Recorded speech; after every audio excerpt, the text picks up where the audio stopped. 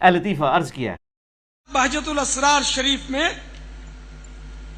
صفحہ 194 پر ایک بڑی ایمان افروز حکایت نقل کی گئی ہے۔ چنانچہ منقول ہے، ایک غمگین نوجوان بارگاہ غوثیت مآب علیہ رحمت التواب میں حاضر ہو کر فریاد کرتا ہے، یا سیدی، میں نے اپنے والد مرحوم کو رات خواب میں دیکھا، وہ کہہ رہے تھے بیٹا میں عذاب قبر میں مبتلا ہوں، تو سیدنا شیخ عبد القادر جیلانی قدس سرہ الربانی کی بارگاہ میں حاضر ہو کر میرے لیے دعا کی درخواست کر۔ یہ سن کر سرکار بغداد حضور غوث پاک رحمت اللہ تعالی علیہ نے استفسار فرمایا، یعنی پوچھا کیا تمہارے ابا جان میرے مدرسے سے کبھی گزرے ہیں؟ اس نے عرض کی جی ہاں۔ بس آپ رحمت اللہ تعالی علیہ خاموش ہو گئے۔ وہ نوجوان رخصت ہو گیا۔ دوسرے روز خوش حاضر خدمت ہوا اور عرض کی یا مرشدی، آج رات والد مرحوم سبز حلہ یعنی سبز لباس زیب تن کیے خواب میں تشریف لائے۔ وہ بے حد خوش تھے، کہہ رہے تھے بیٹا سیدنا شیخ عبد القادر جیلانی قدس سرہ الربانی کی برکت سے مجھ سے عذاب دور کر دیا گیا ہے، اور یہ سبز حلہ یعنی سبز لباس کا جوڑا بھی مجھے دیا گیا ہے۔ اے میرے پیارے پیارے بیٹے، تو ان کی خدمت میں رہا کر۔ یہ سن کر آپ رحمت اللہ تعالی علیہ نے ارشاد فرمایا، میرے پروردگار جل جلالہ نے مجھ سے وعدہ فرمایا ہے، مجھ سے وعدہ فرمایا ہے، مجھ سے وعدہ فرمایا ہے کہ جو مسلمان تیرے مدرسے سے گزرے گا اس کے عذاب میں تخفیف یعنی کمی کی جائے گی۔ یعنی یہ بات اور غلام قادیانی کے دعوے میں کیا فرق ہے؟ تو سرکار غوث پاک رحمت اللہ تعالی علیہ نے سر مبارک ذرا سا جھکا لیا تو آپ رحمت اللہ تعالی علیہ پر جلال و وقار کے آثار ظاہر ہوئے، اور کچھ دیر کے بعد فرمایا مجھے ابھی بھی فرشتوں نے بتایا، مجھے ابھی بھی فرشتوں نے بتایا، مجھے ابھی بھی فرشتوں نے بتایا۔ دیکھ لو، اس نے آپ کی زیارت کی ہے اور آپ سے اسے عقیدت بھی تھی، لہذا اللہ رب العزت نے اس پر رحم فرمایا۔ کیا عقیدہ ختم نبوت اسلام کا بنیادی عقیدہ ہے، اور اس کا انکاری کیا دائرہ اسلام سے خارج ہو جائے گا؟ میرے بھائیو، یہ ختم نبوت کا جو عقیدہ ہے نا جی، یہ انڈیا پاکستان بنگلہ دیش میں ایک بڑا سینسٹیو ٹاپک ہے، کیونکہ ہم اس عقیدے کے خلاف جو سازشیں ہوئیں سب کانٹیننٹ میں اس سے سفر کر رہے ہیں، اور جتنا سفر سب کانٹیننٹ کے لوگوں نے اس حوالے سے کیا ہے وہ باقی علاقے کے لوگوں نے نہیں کیا، لہٰذا ختم نبوت ایک کریٹیکل ایشو یہاں پر بن چکا ہے۔ میرا اس میں جو موقف ہے وہ بڑا جو ہے وہ سخت ہے اس حوالے سے کہ میں اس ختم نبوت کو کسی ایک خاص مکتبہ فکر کے ساتھ نہیں جوڑتا۔ تو یہ ختم نبوت کے حوالے سے میرا تو سٹانس یہی ہے میرے بھائیوں کہ نبی صلی اللہ علیہ وآلہ وسلم کے بعد جو شخص بھی چاہے وہ امتی نبی کا دعویٰ کر کے آپ صلی اللہ علیہ وآلہ وسلم کی ختم نبوت کے اوپر ڈاکہ مارے، یا وہ تصوف کے نام پر اپنے ناموں کے کلمے پڑھا کر ختم نبوت کے اوپر ڈاکہ مارے، یا وہ بزرگ پرستی کا جو ایک سلسلہ چل رہا ہے اس کے نام کے اوپر کشف اور الہام کے ذریعے کوئی اللہ تعالیٰ کے ساتھ ڈیوائن تعلق کسی کا مانے، یا وہ عقیدہ امامت کی یہ بگڑی ہوئی شکل مانے کہ شاید نبی صلی اللہ علیہ وآلہ وسلم کے بعد بھی ایسی ہستیاں دنیا میں موجود ہیں جن سے اللہ تعالیٰ کلام کرے گا یا کرتا رہے گا، سوائے ایک ایکسیپشن کے جو سیدنا عیسیٰ علیہ نبینا و علیہ الصلوۃ والسلام کا معاملہ ہے، اس پہ تو اجماع امت ہے۔ مسئلہ نمبر میرا اس کے اوپر 12 حیات مسیح اور نزول مسیح علیہ السلام وہ ریکارڈڈ ہے، وہ بھی امتی کی حیثیت سے آئیں گے۔ اس کے علاوہ کوئی ایکسیپشن اس امت کے اندر موجود نہیں ہے۔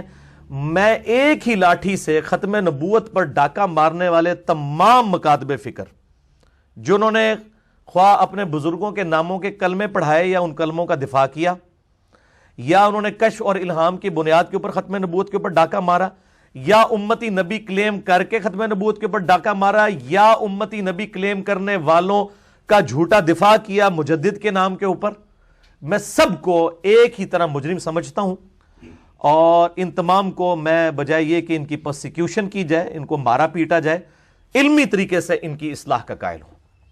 میں قطعاً کسی کو اجازت نہیں دوں گا کہ وہ اس بنیاد کے اوپر کسی دوسرے کا گلا کاٹنا شروع کر دے۔ ہماری ذمہ داری صرف علمی طریقے سے چیزوں کو ہائی لائٹ کرنا ہے، اور بڑے افسوس کی بات ہے کہ جو یہ گلا کاٹنے والی ایک خاص مکتبہ فکر ہے پاکستان کے اندر، اگر جب ہم ان کو ان کے بزرگوں کی عبارتیں دکھاتے ہیں کہ انہوں نے اپنے ناموں کے کلمے پڑھائے ہیں اور ان کی کتابوں کے اندر نبی صلی اللہ علیہ وآلہ وسلم کی کس قدر گستاخیاں ہیں، اور وہ آج تک ان کتابوں کو من وان اسی طریقے سے چھاپ رہے ہیں، تو یہ ان کتابوں کا دفاع کرنے کے لیے سامنے آتے نہیں ہیں کھل کے، اور چھپ کے پھر یہ کہتے ہیں نہیں جی نہیں بزرگوں کی بڑی خدمات ہے۔ تو میں آج اس ڈیٹیل میں نہیں جاؤں گا۔ مسئلہ نمبر میرا 71 بھی ریکارڈڈ ہے جی، انڈیا اور پاکستان کے بزرگوں کی 19 گستاخانہ عبارات کا تحقیقی جائزہ۔ اسی طریقے سے کشف اور الہام کے اوپر میرا مسئلہ نمبر 6 بھی ہے، جس میں میں نے ثابت کیا ہے کہ نبی صلی اللہ علیہ وآلہ وسلم کی وفات کے بعد اب قیامت تک اللہ تعالیٰ کسی بھی بندے کے ساتھ نہ کشف کے ذریعے، نہ الہام کے ذریعے، نہ کو وحی خفی کے ذریعے، نہ وحی جلی کے ذریعے کوئی بھی ریلیشن شپ نہیں ہے، سوائے ایک ایکسیپشن کے جو بخاری اور مسلم کی متفقن علیہ حدیث ہے کہ میری وفات کے بعد نبوت کی خبریں بین ہو چکی ہیں، ختم نبوت کی وجہ سے ختم ہو چکی ہیں، سوائے ایک چیز کے، اور وہ ہے خواب، مبشرات۔ اور پوچھا گیا مبشرات کیا ہیں، تو فرمایا گیا کہ خواب، مبشرات یعنی خوشخبری دینے والے خواب۔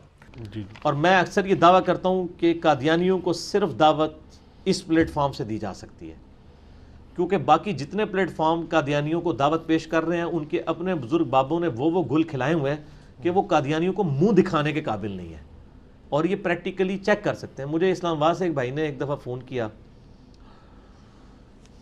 کوئی سال ڈیڑھ پہلے کی بات ہے، عثمان بھائی کے فون پہ انہوں نے میری بات کروائی، تو مجھے وہ بڑے فخر سے بتا رہے میں جی انٹرنیشنل لیول کے اوپر ایک فیس بک کا اکاؤنٹ چلا رہا ہوں قادیانیوں کے خلاف، اینٹی، یعنی میں نا ختم نبوت کے حق میں نا میرا وہ پیج چل رہا ہے۔ تو میں نے کہا یار وہ ختم نبوت پیج نہیں ہوگا، وہ اینٹی قادیانی پیج ہوگا۔ کہتا ہے جی یہ کیسے؟ میں نے کہا ختم نبوت پہ تو کوئی بات کر ہی نہیں سکتا میرے سوا۔ پوائنٹ میرا نوٹ کرنا ہے جی جی اچھا۔ وہ کہتا ہے کیوں؟ میں نے کہا اس لیے کہ ختم نبوت پہ وہ بندہ بات کرے گا کہ ختم نبوت پہ جن جن لوگوں نے ڈاکہ مارا ہے وہ سب کے سب لوگوں کو غلط کہتا ہو، جبکہ پاکستان، انڈیا، بنگلہ دیش میں تو صرف ایک مکتبہ فکر کو غلط کہنا ہی فیشن بن چکا ہے، اور جب آپ ان کے پاس جائیں گے نا سر، وہ آپ کے دوسرے مکاتب فکر کے بزرگوں کی عبارات آپ کے سامنے رکھ دیں گے، اور وہ کہیں گے کہ اب بتاؤ کہ غلام احمد قادیانی اگر مجرم ہے تو یہ کیا ہے پھر؟ تو آپ کے سر شرم سے جھک جائیں گے۔ تو میں نے کہا یہ آپ اس پیج کا نام نا ختم نبوت نہ رکھیں، اس کا نام ایمانداری آپ لکھیں اینٹی قادیانی پیج۔ ختم نبوت کا آپ کو حق نہیں ہے، سوائے میرے کسی کو حق نہیں، کیونکہ اس پلیٹ فارم سے تو سب کو سچائی کے ساتھ سچ بتایا جاتا ہے۔ کیوں؟ کیونکہ نہ میں وہابی، نہ میں بابی، میں ہوں مسلم، علمی کتابی۔ تو وہ پھر مسکرانے لگ پڑا، پھر مجھے کہنے لگا ہاں جی میں بھی علی بھائی ربوے گیا تھا قادیانیوں سے ڈیبیٹ کرنے، تو انہوں نے وہ ساری وہ بزرگوں کی باتیں رکھ دیں جو آپ بھی 71B میں بتائی ہیں، انڈیا اور پاکستان کے بزرگوں کی گستاخانہ عبارات کا تحقیقی جائزہ۔ کہتا ہے میرا تو سر شرم سے جھک گیا۔ تو یہاں پہ بھی ایک بھائی آئے تھے جو قادیانی سے ریورٹ ہوئے ہیں، یعنی وہ انہی کے رشتہ داروں میں سے ہیں بڑے بزرگوں کے، تو وہ بتانے لگے، کہتے ہیں میں تو بڑی یعنی بڑی کانفیڈنس سے دعوت کر رہا تھا. مجھے تو پتہ ہی نہیں تھا کہ اب میں جس فرقے میں آیا ہوں اس فرقے کے بزرگ بھی یہی کچھ ہی کر کے گئے ہوئے ہیں. کہتے ہیں وہ قادیانی مجھے آپ کے کلپ شیئر کرواتے ہیں کہ جی ان کو بھی کچھ کہو نا, جن کے بارے میں انجینئر صاحب کہہ رہے ہیں. تو کہتے ہیں میں تو پریشان ہو گیا ہوں کہ اب میں کیا ہو جاؤں. میں نے کہا آپ مسلم ہو جائیں, بس آپ نکل جائیں دیوبند بریلوی اہل حدیث شیعہ کے اس سے نکل کے مسلمان ہو جائیں. جب آپ مسلکوں سے نکلیں گے پھر آپ کو کسی کی بری بات جب پہنچے گی نا تو آپ کو ٹینشن کوئی نہیں ہوگی. آپ کہیں گے میں کون سا اون کرتا ہوں, میرا کیا لینا دینا ہے. اچھا جی, شیخ زکریا کاندھلوی نے کتاب لکھی ہے فضائل حج. حاجیوں کو تبلیغی جماعت والے بیچارے میرے بولے بھائی, تبلیغی جماعت میری جماعت ہے. کافی سارے لوگوں کو اب بات سمجھ آ گئی ہے الحمدللہ.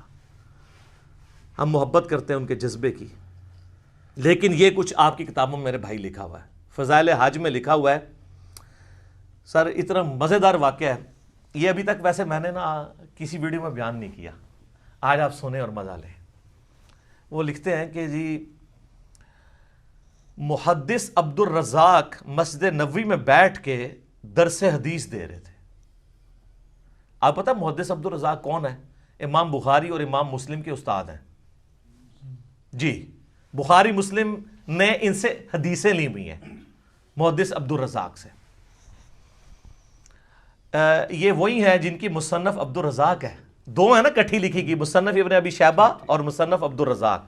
سر اے ہو جے اے عبد الرزاق تھوڑا کرکٹر نہیں ہے پاویں سمجھو.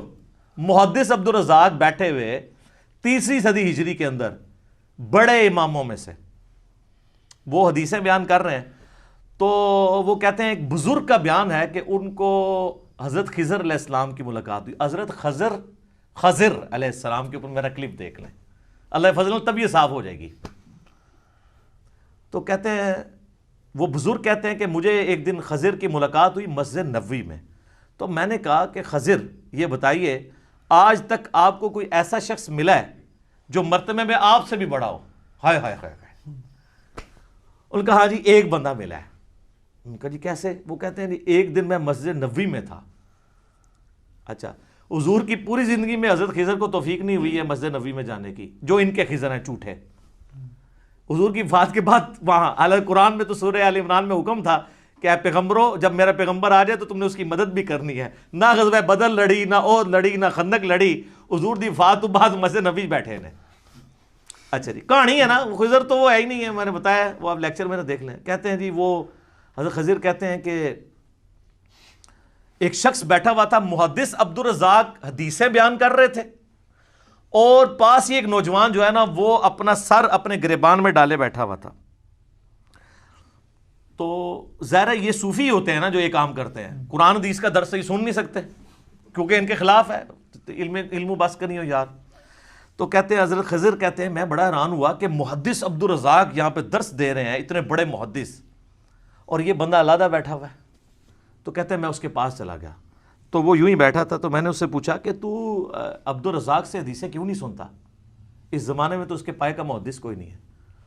تو وہ آگے سے کہتا ہے کہ لوگ عبد الرزاق سے حدیثیں سنتے ہیں اور میں ڈائریکٹ رزاق سے سنتا ہوں. استغفر اللہ لعنت اللہ علی الکاذبین. سر یہ دعویٰ رسول اللہ کے بعد اگر کوئی کرے تو یا تو اس کا ذہنی توازن بگڑا ہوگا یا غلام احمد قادیانی کا بھائی ہوگا. صحیح بات. تبھی قلم اٹھا سکتے ہیں نا آپ کہ ذہنی توازن بگڑا ہو.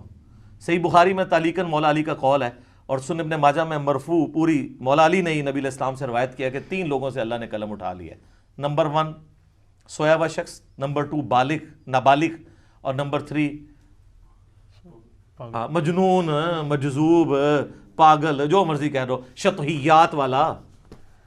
اچھا, وہ کہتے ہیں کہ جی وہ حضرت خضر پریشان ہو گئے کہ بھی یہ کیڑا جڑا کہتے ہیں ڈائریکٹ اللہ کو سننا. تو حضرت خضر کہتے ہیں میں نے پوچھا کہ اچھا تجھے اگر اتنا ایمان ہے تو بتا میں کون ہوں. تو کہتے ہیں جی اس نے کہا کہ نظر اٹھا کے کہا, انہوں نے کہا اگر میں غلط نہیں ہوں تو خضر ہے. کہتے ہیں میں ڈر گیا. تو کہا یہ مجھے ایک بندہ ملا جو مرتبہ میرے سے اوپر سے. اے جی جناب کہانیاں تے اس لیے میں نے بیان کیا کہ یہ حضرت موسیٰ علیہ السلام اور پیغمبروں کے مقابلے پہ انہوں نے اپنے بابے بنائے ہوئے ہیں. وہ میں اکثر یہ کہتا ہوں کہ غلام احمد قادیانی نے شراب کو جو ہے وہ شراب کہہ کے پی لیا باقی لوگ پی وہی شراب رہے ہیں لیکن کہہ رہے ہیں نہیں یہ انگوروں کا جوس ہے، اس لیے وہ ایک ٹکٹ میں 2 مزے کر رہے ہیں کہ لوگ ان کی عزت بھی کر رہے ہیں اور ہزاروں لوگوں نے ساتھ لگائے ہیں، وہ عشق رسول کے دعوے بھی ساتھ کر رہے ہیں اور سب سے بڑے دشمن رسول بھی ہیں، ایک ٹکٹ میں 2 مزے کر رہے ہیں کیونکہ انہوں نے شراب کا لفظ نہیں بولا۔ غلام احمد قادیانی سے بہت بڑی غلطی ہوگی کہ اس نے نبی کا لفظ بول لیا، باقی یہی کام اس سے ورسٹ حالت میں اور لوگوں نے غلام احمد قادیانی سے پہلے بھی کیا اور آج تک کر رہے ہیں، اور غلام احمد قادیانی سے زیادہ ورسٹ حالت میں ہمارے نزدیک وہ چاہے انگوروں کا جوس کہیں یا شراب کہیں، دونوں کے دونوں ایک ہی کیٹیگری میں فال کرتے ہیں اور ہمارا کوئی سگا نہیں ہے، سیدھی سی بات ہے۔ تو اب ہم ان کو صرف پیار سے ہی کہہ سکتے ہیں کہ مرنے سے پہلے اے مسلمان کر لے اس پہ غور، کتابوں کا خدا اور ہے، بابوں کا خدا اور۔